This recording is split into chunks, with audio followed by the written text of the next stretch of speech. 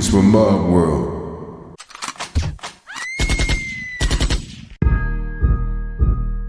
What's up, YouTube? We back again with another reaction, and today we got Tales of Toronto, the crazy story of Flippa. Without further ado, like, comment, subscribe, and let's jump right into it. What's going on, supporters? Before we start the video, I would like to thank everyone for 3,000 subscribers. That's a huge milestone. I got a lot more content sitting in the vault, so make sure you like the video, subscribe, and don't forget to hit the notification bell so you don't miss an upload. All of the information in the following video is already available to the public, therefore it will not be impeding on any past, pending, or current cases. So as always, sit back, relax, and enjoy the episode. A man in his 50s has died, and the search is on for the gunman following a shooting in Etobicoke. Here, there are a dozen markings or so on the ground there. It appears that it was targeted. It was certainly crowded at that time, and there's a lot of people that would have left. Oh, this is gonna be some real ass shit. Suspect approached the deceased. The fact that there were multiple shots fired, it would be considered overkill in the situation. Deceased ran into the restaurant to get away from the bullets, and the waiting car drove away with the suspect in the passenger seat. So clearly, this looks to be a planned shooting.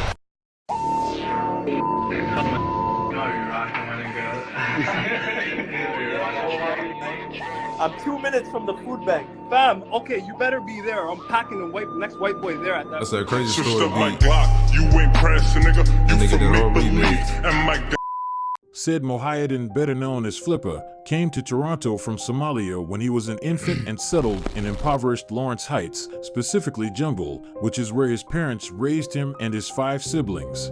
Jumble has birthed some rare talent, from the lyrical and deep rap group Ghetto Concept. Bro, I did not know Toronto was this active with the gang violence. I did not know Toronto got down like this, bro.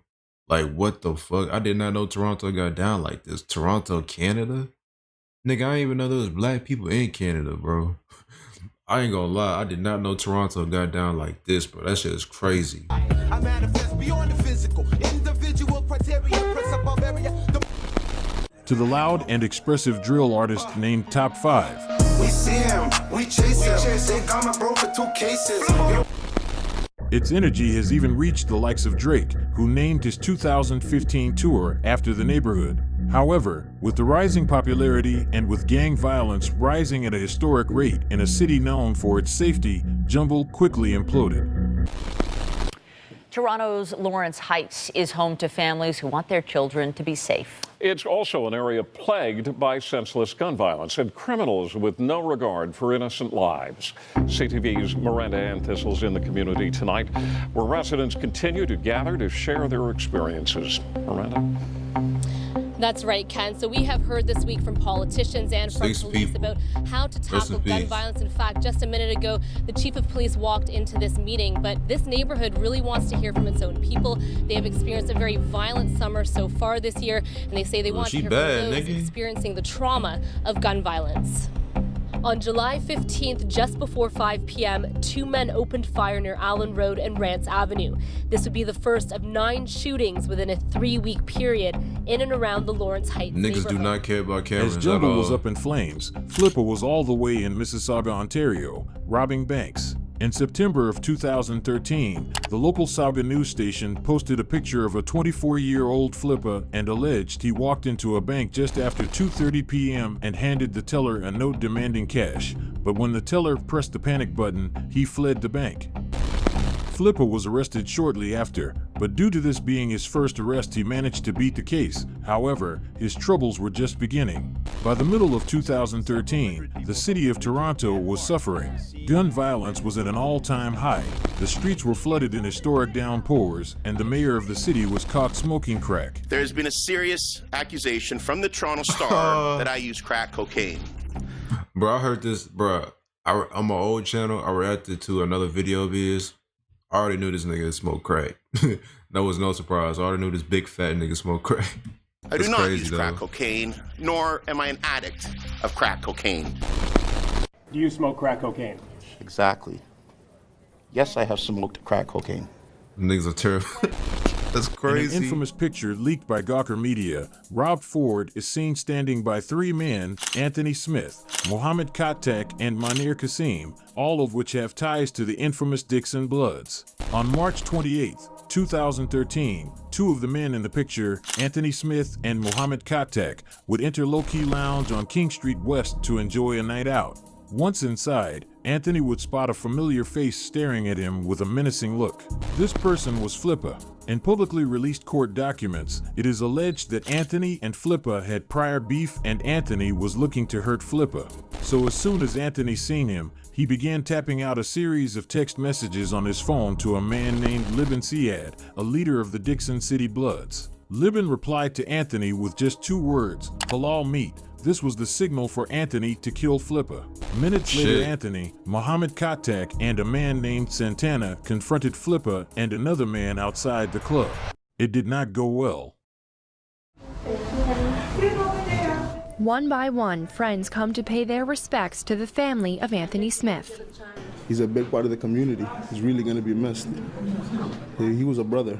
The 21-year-old Seneca College student and talented basketball player leaves behind a grieving mother, younger brother, and two sisters. Like, that's gotta be such a horrible ass feeling, bro. Like, losing your son to street violence, and they was probably gonna be like, they had dreams, bro, basketball, football, baseball, a whole bunch of shit, rapping. And just they got caught up in the streets and got killed, bro. That's some real ass shit, though. That's some real ass shit. Nothing but joy, smiles. It's that smile sister Camelia Taylor watched walk out her front door Wednesday for the last time. I got the phone call at 3:30. Taylor says her brother's friends called her to say Smith had been shot. She rushed to see him at St. Mike's Hospital. Looking at him, I didn't accept it. Smith and a friend had been shot several times after leaving a club on King Street West. He died a few hours later. Crazy. When attempting to confront Flippa, Anthony was shot in the left side of the head and died instantly, while Mohammed was shot in the chest and neck. Santana managed to escape and quickly contacted Dixon Blood leader Libin Siad and told him what had happened. Santana made it clear that Flippa was not the shooter. Instead, it was his right-hand man, Nisar Hashimi. Shortly after the shooting, Nisar was arrested by Toronto police and charged with first-degree murder. After more than a year of deliberation, Nisar pleaded guilty to a lesser charge of manslaughter and aggravated assault and is currently on year 8 of his 9-year sentence. Flippa, on the other hand, fled to Alberta shortly after the shooting, where he would find himself in more trouble. Bullet holes in a windshield in a garage, casings on a driveway. Investigators search for clues in our city's latest shooting. One neighbor's surveillance camera captured the moment a man was targeted by rapid gunfire. Police confirm he was struck multiple times and is seen crawling away. One inspector can only say the victim is known to police and it's not believed to be a random act. On June 2nd, 2015, the Royal Canadian Mounted Police, also known as the RCMP, were called to Richard Street at 6 a.m. where a 32-year-old Fort McMurray man appeared to be suffering from a gunshot wound. 1 week later, on July 10th, I don't know, like, the police, they, like, a lot in these big cities, bro, especially in America, like, I feel like we need more, like, police officers, because, I mean, in Chicago, the police are like, the numbers are very low. There's more gang members than police officers in Chicago. Like, it's just crazy. Like, they run out of numbers, bro, out of that, or they corrupt, and they letting the gang members go and shit. But, like, I feel like more cities, especially in America, they need more police officers, because this gang shit got out of hand. CMP responded to a report of gunshots in the area of Charles Avenue and Hainault Street and found a 59-year-old man dead in a car riddled with bullet holes. Police believed both shootings were not only related, but targeted hits as well. The RCMP immediately launched an investigation, and in just 3 months they announced that Flippa had been arrested and would subsequently be charged with 1 count of aggravated assault, 1 count of careless use of a firearm, 1 count of possession of a weapon for a dangerous purpose, and 2 counts of discharging a firearm with intent. This nigga's a demon. Yo, it's the boy Flippa, aka 2 cases. I never did PC. Y'all the GT pickup. Hey, yo, bro, let's get back to this rap shit.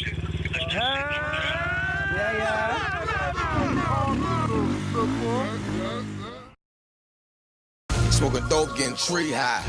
The bitch I'm with, yeah, she buy. Ball keep the 100, got a lot of hunters. Use your hip for, I put dollars on it. More money, more problems. Can't sleep and need codeine. And I'm smoking like a dope fiend. I hang with pokers, they be poking. The shit chested, it's not checkers. If I shoot a nigga in his Jerome Bell, aka Murda, is a rapper reigning from the west end of Toronto, specifically the Scarlett Road and Dundas Street West area. This area is known as Shots Up Mafia territory, and in publicly released court documents, it is alleged that Shots Up Mafia is a criminal organization involved in numerous robberies and drug trafficking incidents which were used to fund its criminal activities and acquiring firearms to protect its members and turf. Rival crews include Alexandra Park, Driftwood, and Jungle, all of which refer to themselves as Shots Down Mafia. It is alleged that Murda was originally the creator of Shots Up Mafia, while his older cousin Shaquille Bell, aka M. Locke, ran the group's illegal operations. Fast forward to 2013, Murda began a rap career that would immediately flourish as his songs reached hundreds of thousands of views, and at one point, 1 million. Everything seemed to be going well for Murda. However, with his face now becoming more and more recognizable, it wouldn't take long before trouble came knocking. Blue and white balloons are tied to a post on Randolph Avenue.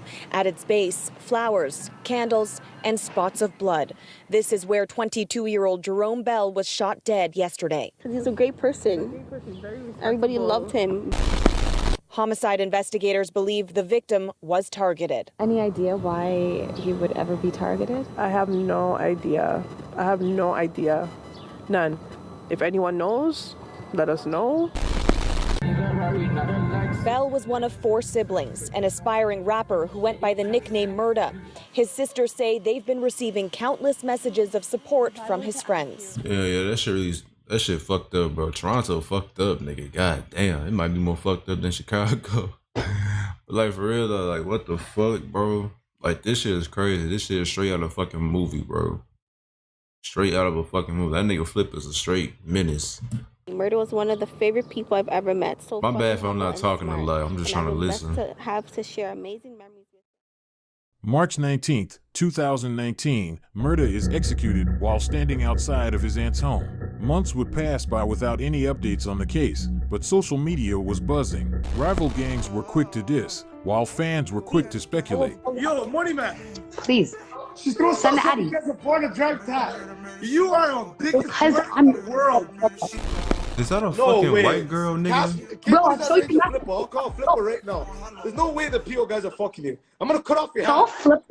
Flippa, he's a goof. Don't do that. Is that a fucking white girl, nigga?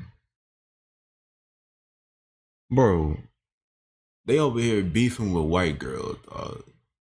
She in the streets like that? Bro, Toronto crazy. She in the streets like that, bro? A white girl, I don't know if she white. She might be like a really white Latina, but like, bro, what the fuck? Hey, RP Murda. Now we come in MG for I don't know what you're talking about. She's a rat. Money Man. She pulled RP Murda. I don't even know who the fuck Murda is. If you ask me. I just know my weed's right here. Yo, GG.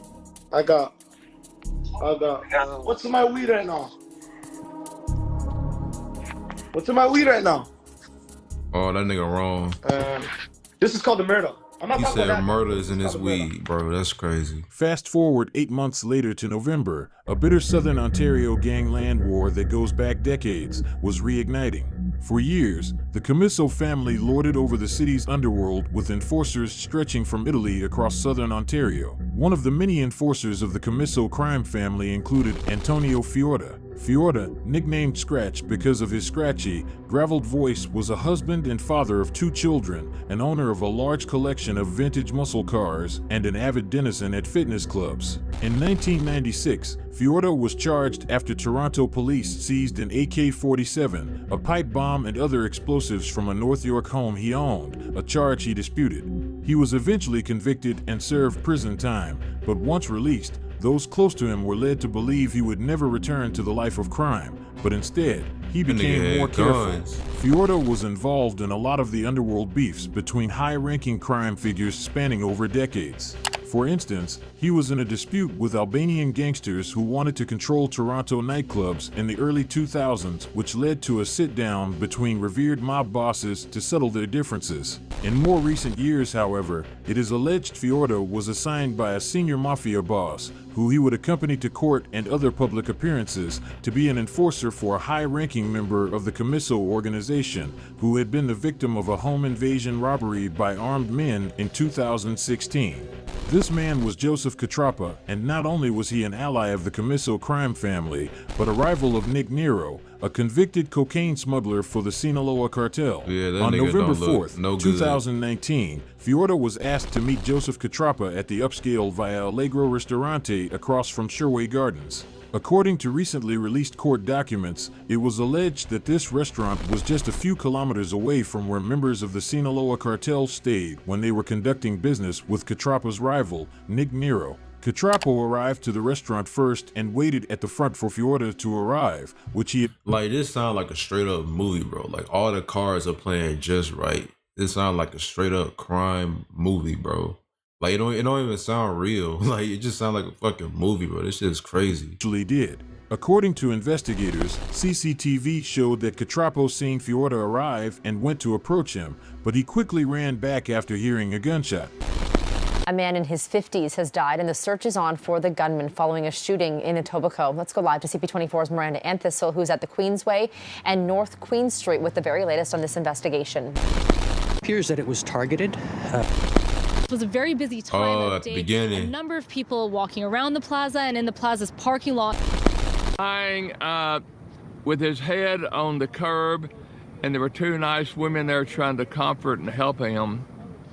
And he was obviously in a lot of pain.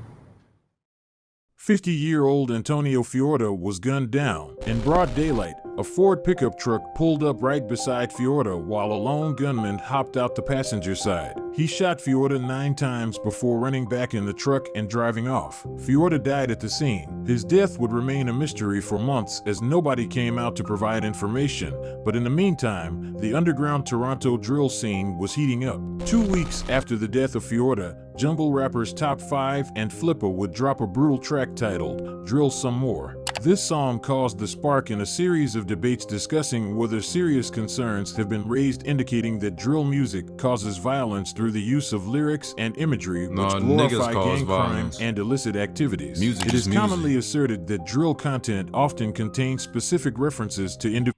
I hate when niggas blame music for other niggas' decision. No, nigga, music is not the problem. It's the nigga that are making the music that's the problem.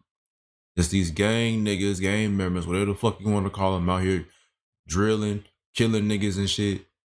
They the problem. Music has never been the problem. Music is just an expression. It's just an extension. It's art. Okay, music ain't got nothing to do with the drill shit. Niggas got something. Niggas are responsible for the drill shit. They the problem, not the music, bro. I hate when niggas try to blame the music. And groups in a way that causes violent acts. Well, some breaking news from Toronto police this afternoon, who have now arrested a man considered Canada's most wanted. Police say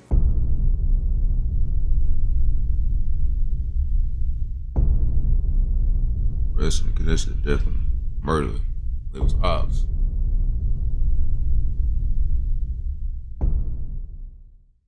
Almost exactly 1 year after the death of Shots Up rapper Murda, Flippa was arrested in connection to his death. 2 months later, Toronto News would drop another bomb as they reported that Flippa, along with the late Driftwood-affiliated rapper YS, were implicated in the death of mob enforcer Tony Scratch. It would take 2 years for just one of Flippa's cases to reach the Superior Court of Canada, and that was the Tony Scratch case. In a rare sequence of events, deliberations would last just 2 months as the Crown prosecutor began trial by providing an abundance of evidence which pointed to Flippa being the driver of the getaway truck and YS being the shooter. Surveillance video at the scene showed the late YS ran after Fiorda and fired 12 shots at him, striking him 9 times. He then jumped back into the truck and Flippa drove off. Coincidentally, the Crown prosecutor also noted that the incident just happened to be witnessed by undercover OPP officers watching the restaurant as part of an unrelated investigation. One of the officers followed the pickup truck onto Highway 427 while getting a good look at the driver and the license plate before he lost him. Using surveillance video, police were able to recreate the path of the two men to a Tim Hortons, then an Uber to a downtown Toronto condo complex where Flippa was arrested several days later. Found on Flippa's phone the day he was arrested was Fiorda's home address, the kinds of cars he drove, the fact that he walked with a cane, and that he went to an LA Fitness gym every weekday from 8 a.m. to noon. The evidence also showed Flippa was following Fiorda at the LA Fitness regularly. The police also found several incriminating videos and texts, including a message exchange about the murder in which one of the people says they paid us $60. A video taken the day after the murder and played to the jury shows Flippa and YS celebrating as Flippa fans out $100 bills and talks about $60K. Another video shows Flippa holding bundles of bills in a tall stack. The Crown alleges this is the money given as payment for murdering Fiorda. Flippa urged police that they had the wrong guy, and his lawyer, Dirk Durstein, argued none of the surveillance footage and other evidence used by the Crown clearly identified Flippa as the perpetrator. Prosecutors Mike Wilson and Sean Horgan argued footage of the getaway driver matched Flippa's height, build, unique braided hairstyle, facial hair, and pigeon-toed walk. When discussing the phone with all the incriminating evidence, Flippa insisted the phone was a loaner from YS, who he labeled as a drug dealer with multiple burner phones. YS was killed 1 month after executing Fiorda, and his death is still a mystery to this day. Deliberations would last just 3 weeks as the abundance of evidence would assist the jury in quickly reaching a verdict. Said Mohiuddin aka Flippa would be found guilty of first-degree murder. Don't hang around me if you ain't know me. I'm God. I'm God. I sit around in the room all day like, hey. That nigga look crazy. I wanna fill up these odds.